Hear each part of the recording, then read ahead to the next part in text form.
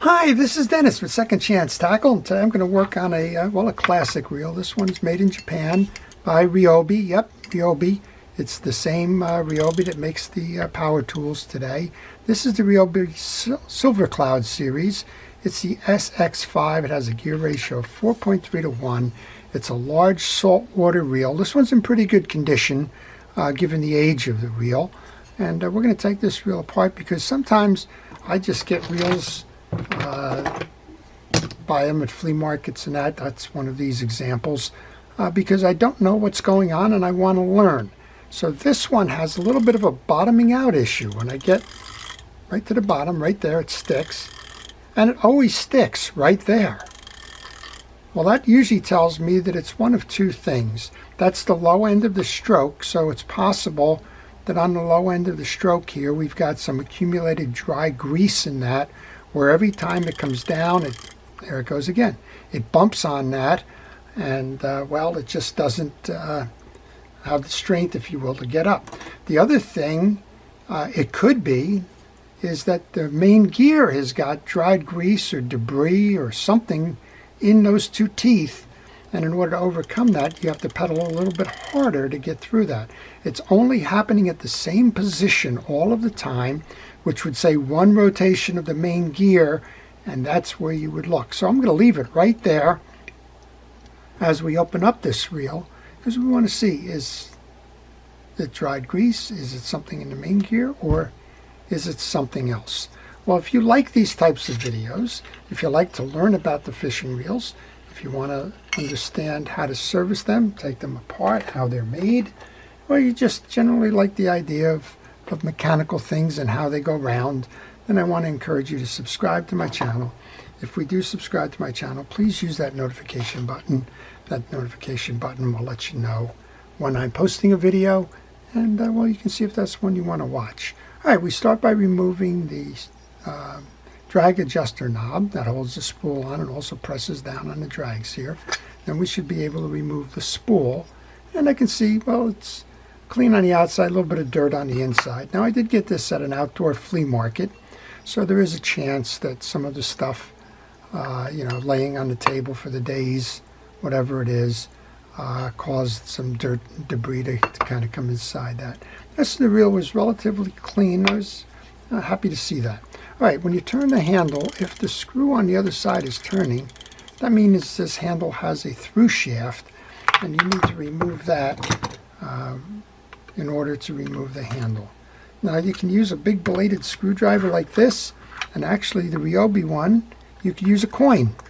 I don't know what coin because it's in a recess there, but it does have that sloping inner ridge here on the slot. So I guess if you could fit a coin in there, you could use a coin or something else that kind of mirrors a coin.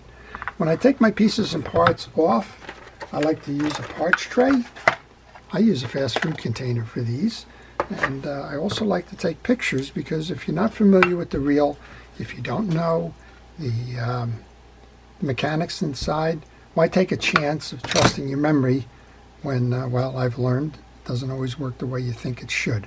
There's some pitting on this handle. That's kind of appropriate. The reel is thinking in late 1980s reel, possibly early 1990s.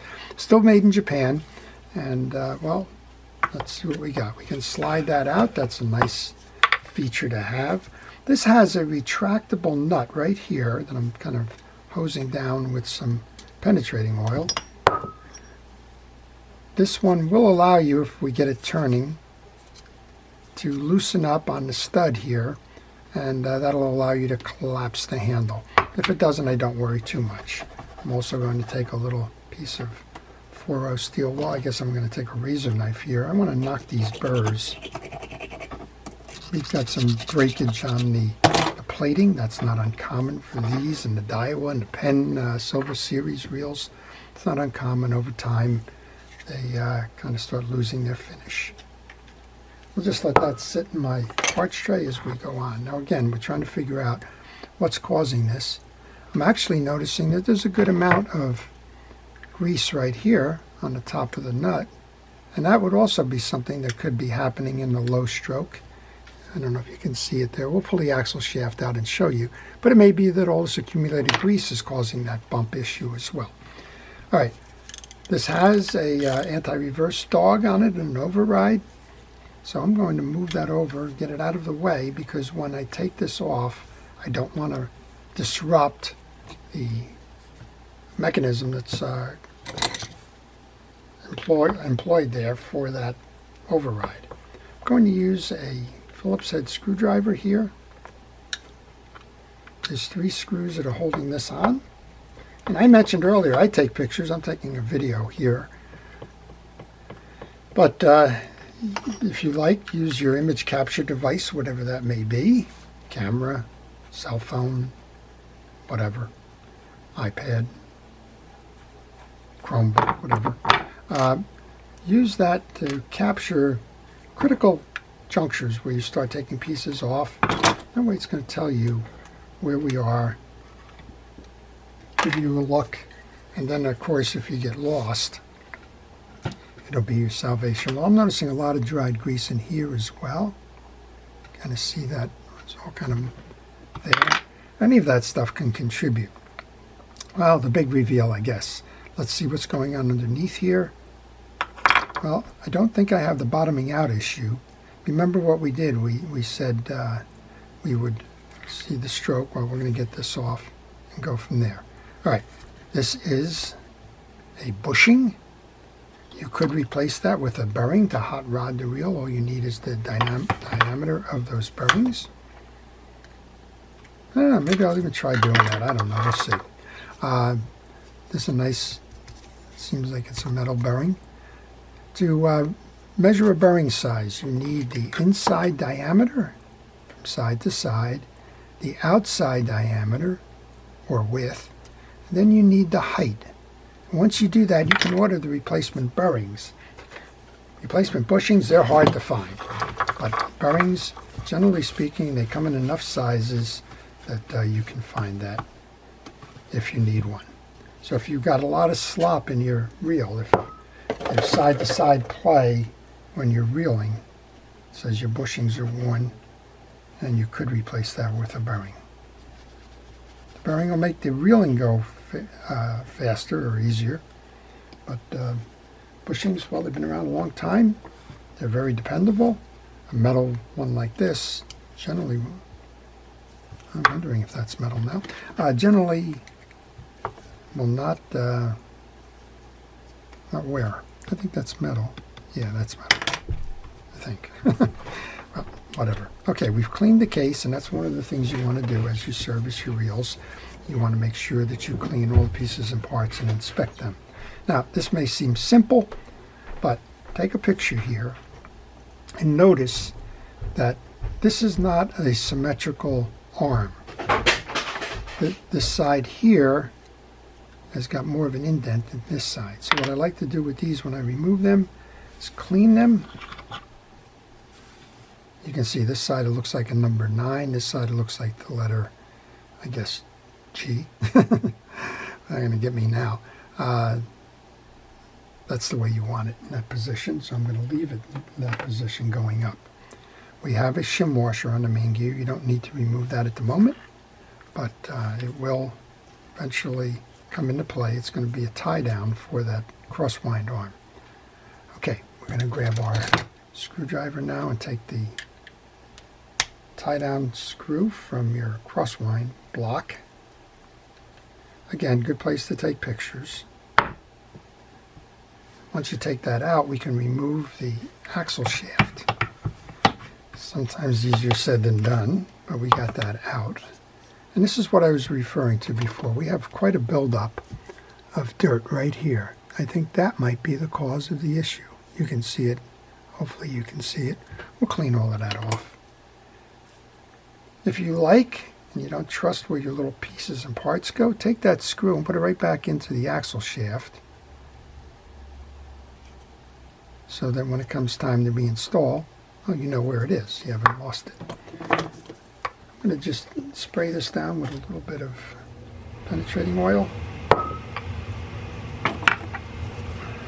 I'm going to wipe it down, paper towel. I like to use the least abrasive method for as much of this as I can do.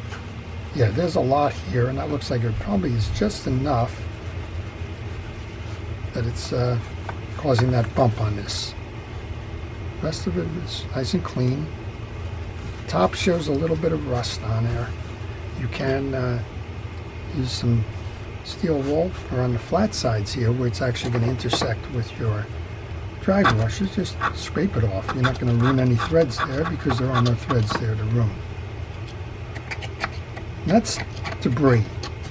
Well, how does debris get on that? This is a top drag reel.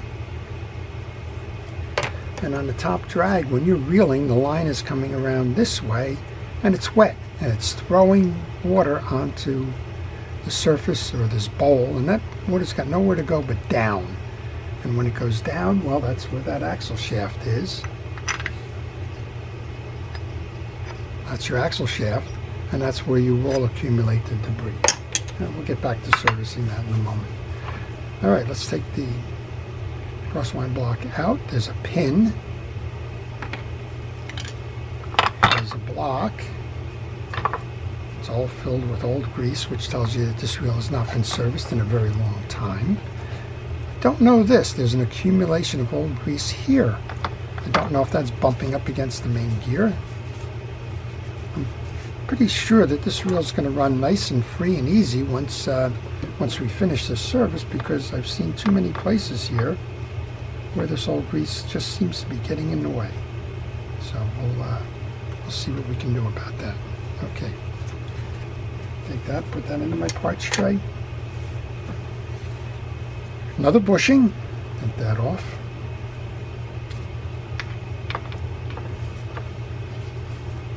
And a whole host of old grease here.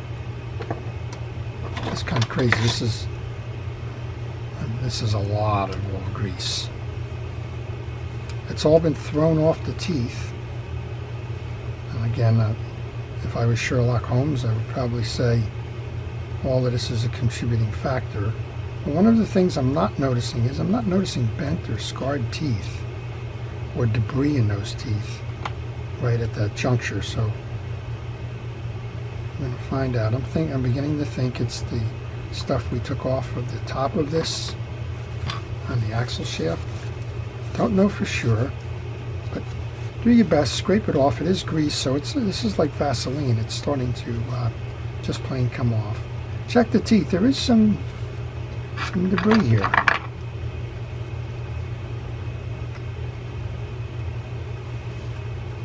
Well, I'm going to take another paper towel. I'm going to take a bristle brush. You can use a toothbrush. This is a Home Depot brush or that ilk. It's just one of those that are sold in the multi-packs.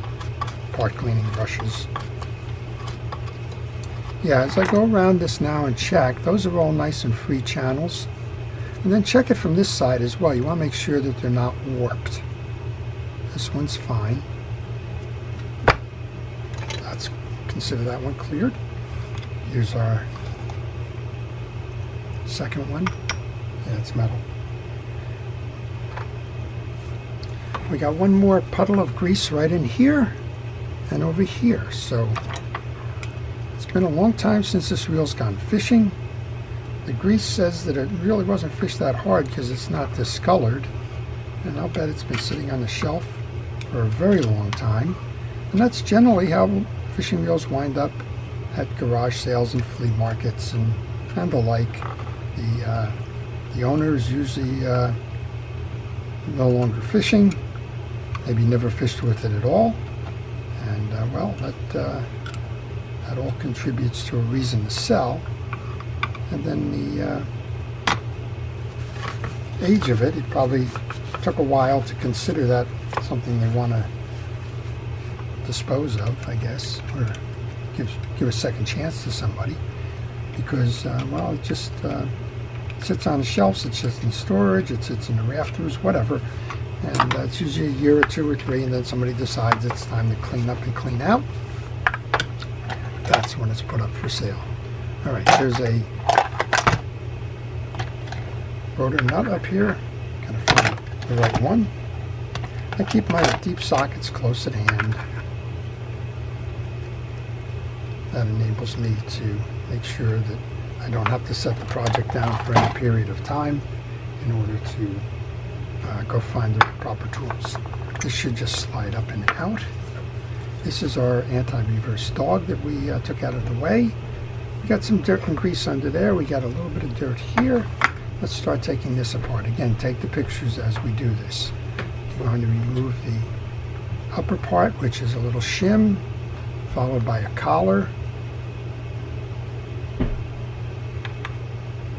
followed by the click ratchet. And the click ratchet has two sides. The broad side with the big part below is just that. It's below. You want to note the orientation. I'm going to take a moment to spray this down. And interestingly enough, this looks like it's got a bushing up top here as well. We're going to go in and clean that up and just, again, validate that. So this might be a no ball bearing reel. And bushings, somebody might ask, why the bushing issue versus the bearings? Well, bushings are cheaper. While I'm doing that, I'm just going to soak the poles of the rotor arms with some penetrating oil, let them work their way. Alright, there's 3 screws here we want to remove.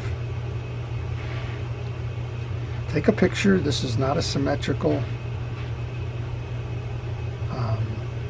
clip, collar. So you don't want to flip it, and you don't want to put it on in different order. I'll show you when we take it off.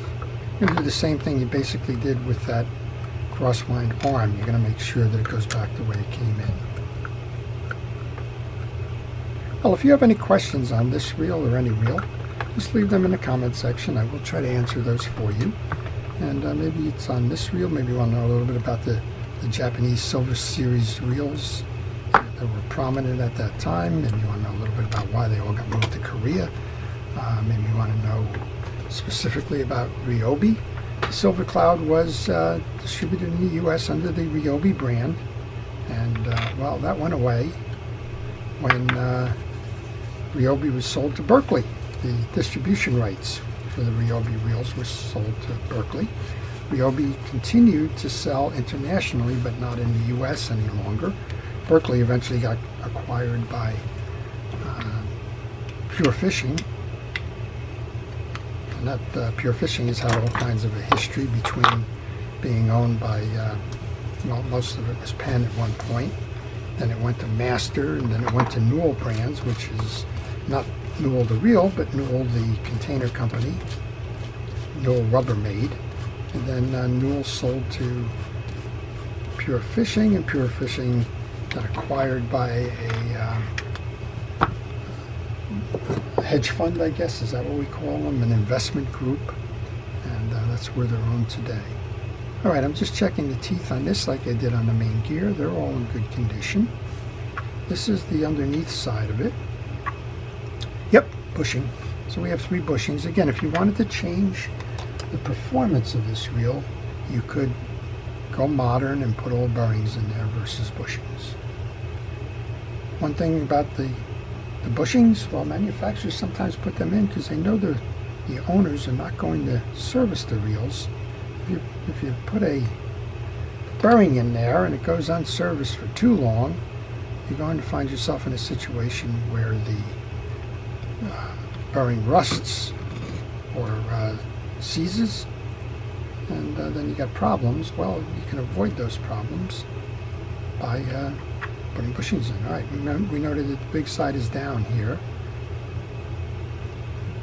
Now we can put this whole thing back in.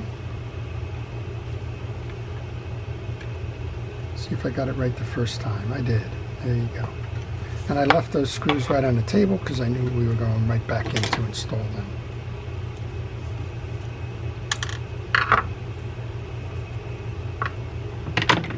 Another one. Everybody's probably saying, why are you using that yellow handled one? Well, because I couldn't find that blue handled one, but it doesn't seem like either one of them is going to matter.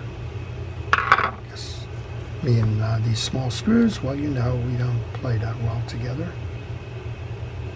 Getting these things started from time to time, I don't want to say impossible, but it's probably the hardest part of reel repair for me.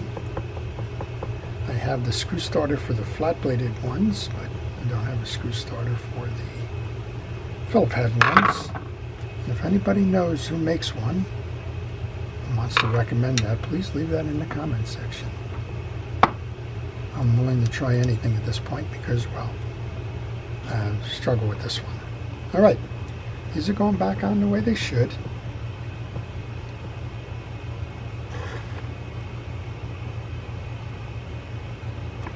One more, left the most difficult one for last, of course. I'm going to try putting a little bit of fishing wheel grease onto the tip here, see if we can't hold it with that when we get it started, or at least aimed properly. That's about the only way I've been able to figure how to get those in. At least this one's not as bad as some of the reels. All right. I'm going to spray down. I notice we have some old grease like we did everywhere else. Right on the assembly, a little bit of penetrating oil. You should be able to wipe that off. And I know it works nice and easy.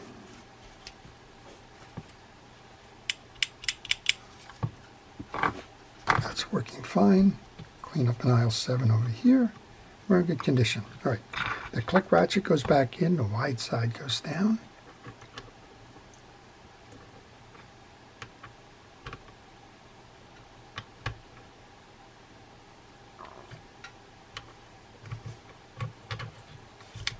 Collar goes in.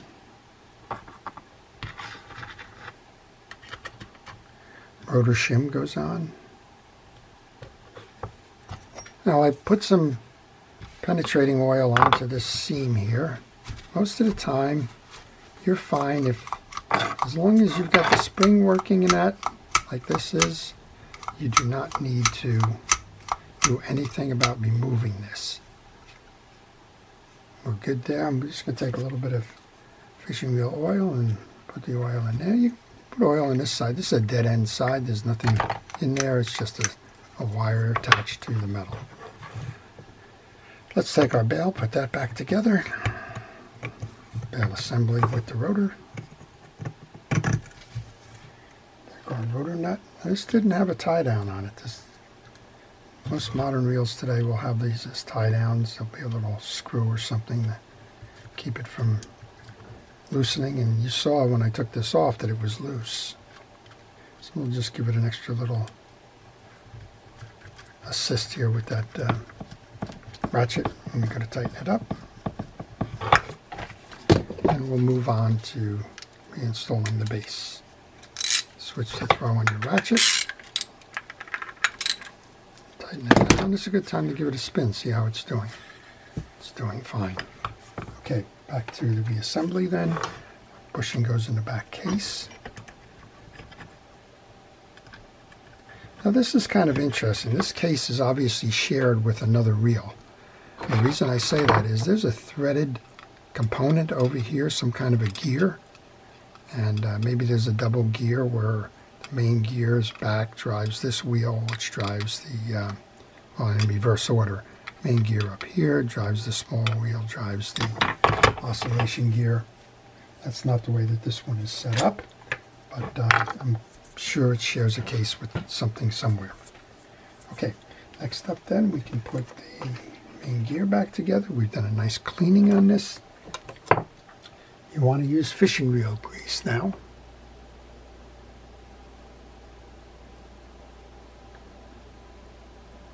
And I'm kind of anxious to see did we identify and did we correct the thump. As it is right now, I think that was the grease that was on the axle shaft. Bring that in.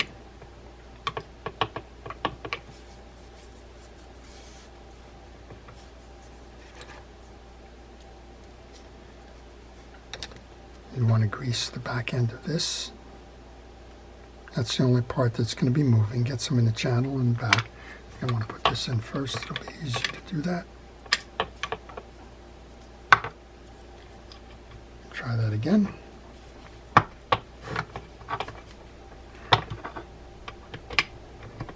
Bring the bushing in. The axle shaft. Of course, you want to remove the screw that we were put it in its holding place there. And when you insert this axle shaft, bring it in so that the flat plate is facing towards you, because that's how it's going to merge into the crosswind block.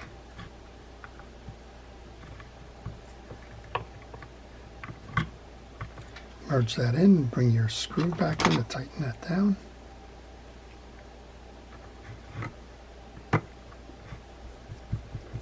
Then we have the stud that's going to hold that crosswind arm.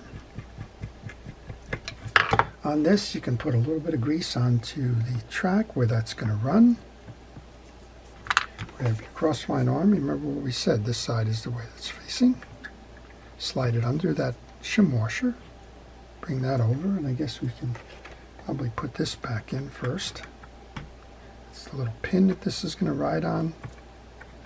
And just align the pin. You're either going to have to push up on the axle shaft or rotate the main gear. But either way, it's going to work out just like that. Make sure you have that shim washer on.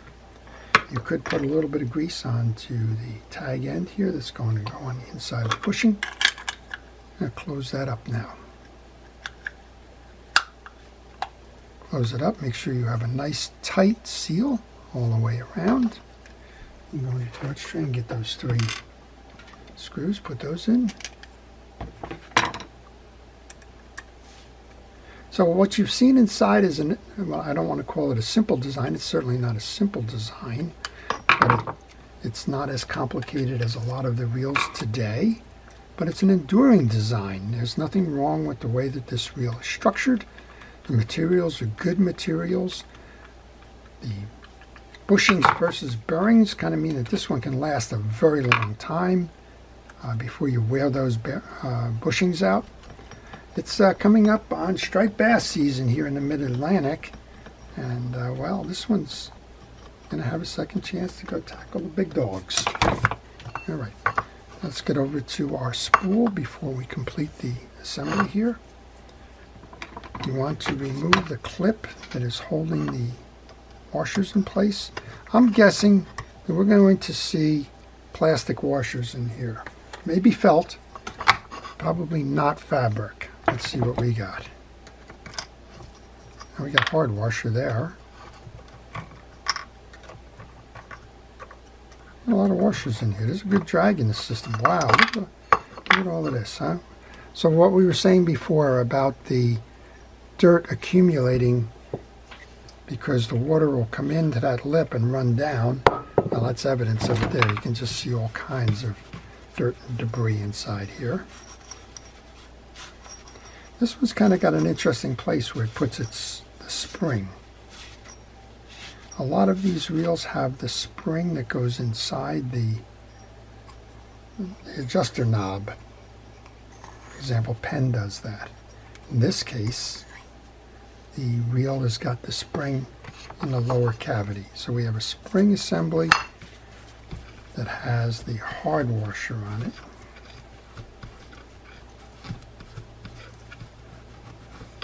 I want to clean that off.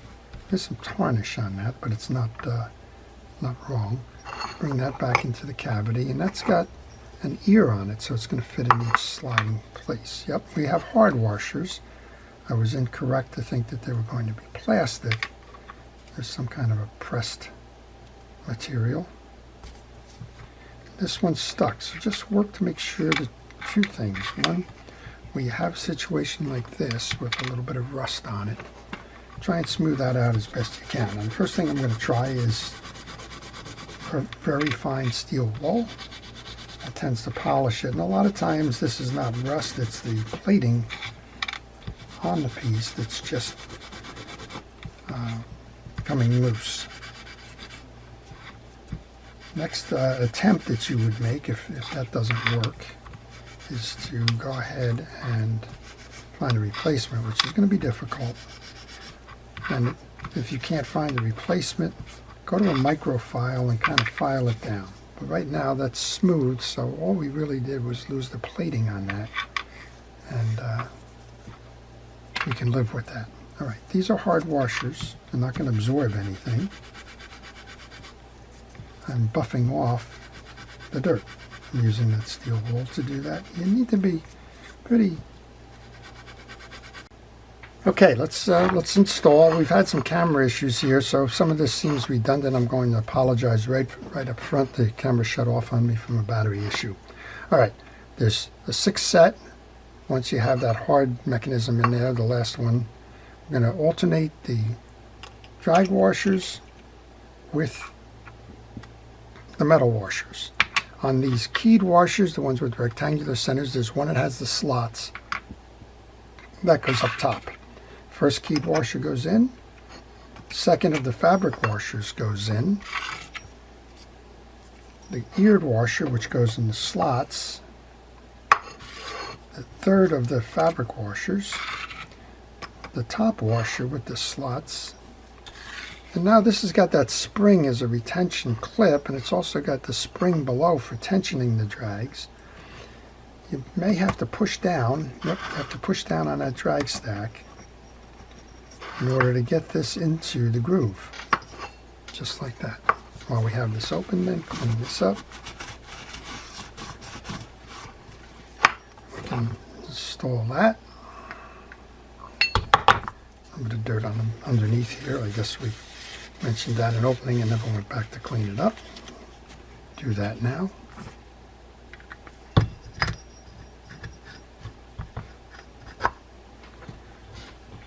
And this looks pretty clean, but we can take the opportunity to put a little rod and reel cleaner on there, get whatever film may be on that top.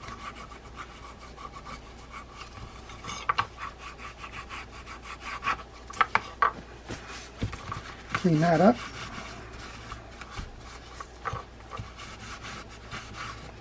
It's a nice shine on it. Let's bring the top back down.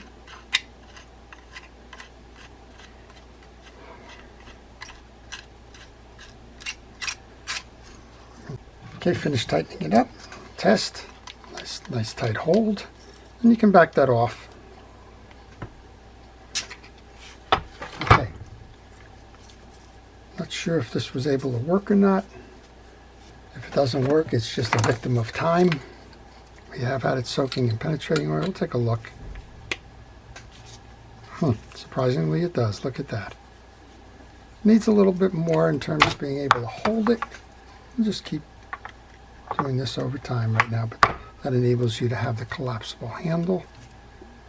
And well, it's going to take a little bit more to loosen that up, but for the sake of this video, we know it now works. Just a little bit of an effort. I'll hold that. I don't like trying to wrench the nut because you can damage that, but if we just, there we go, now it's starting to loosen up. Very good. All right, very good. All right, put that back in. Put this back on. We'll be ready for the final test. Nice reel overall. As I mentioned, simple but efficient design. This one can fish on for a long time to come. Glad to have the opportunity to give it a second chance. And we're going to find out, do we have that bump now that we had before, that bump stop? Because that was annoying, but wasn't necessarily damaging everything. We had a hypothesis there that it was on the bottom end. It wasn't. It could have been in the main gear. We saw all the grease that had accumulated in the main gear, and it could have been on that axle shaft. Okay, time for that final test then. The reel handle is back on. Still can't move this very easily. The reel looks in good condition. A little bit of paint loss, as we mentioned, with the those reels of that era. A little bit of the pitting on the metal, not unusual. This one's a simple design, but a very efficient design. The bushings kind of mean like it's going to last forever. And let's just give it a ride. Let's see if we've eliminated that little step. Oh yeah, look at that. Nice. Very, very smooth operation. Got that noise maker on there. You can turn the noise maker off if you like, the anti-reverse. You can just hear how nice and smooth and easy this operates. Make sure the bail functions. The bail functions nice and easily as well. I like to fish that anti-reverse on. So there we go. All right, that's quite a reel there. It's the Ryobi Silver Cloud SX5, 4.3 to 1. I'm going to try and get that onto a pole and give that one a second chance with the upcoming striped bass season. I hope you've all enjoyed this.